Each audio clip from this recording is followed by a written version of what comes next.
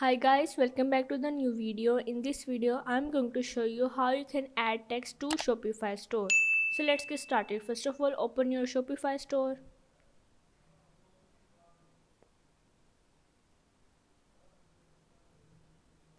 Now once you are in, first of all you have to go on the settings and here you have to click on the taxes and duties.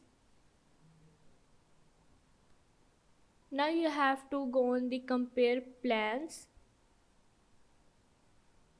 Once you are in here, you can change the country text or also add a text override for your country. You can change the location or also override for products or the shipping. You can also change the text state and click on the override. Here you can increase or decrease the value of your taxes. Once you're done with it, you have to click on the save and your taxes has been changed. So yeah, this is how you can add text to Shopify store.